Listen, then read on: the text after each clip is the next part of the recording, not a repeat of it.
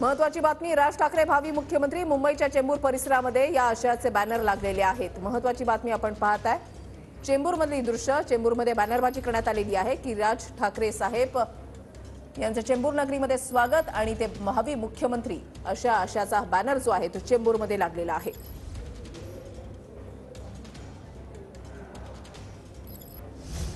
आणखी एक महत्वाची बातमी, लोकसभा लढायची की नाही येत्या 3 ते 4 दिवसांमध्ये स्पष्ट करेल।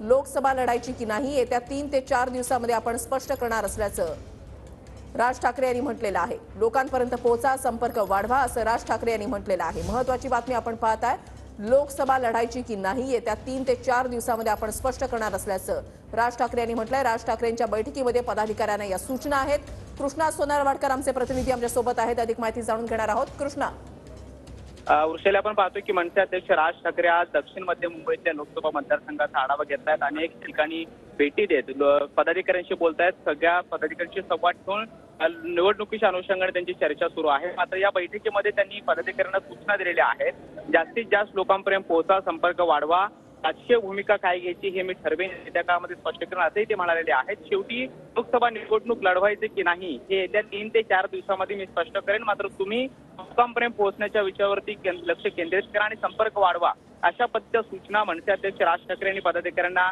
दिलेल्या आहेत। आज दादर परिसरातील सगळ्या पक्षांना त्यांनी भेटी दिलेल्या आहेत आणि दादरच्या ब्राह्मण संघ हॉलमध्ये पदाधिकाऱ्यांशी त्यांनी संवाद साधलेला आहे। यावेळी या सूचना दिल्याचं कळतं आहे।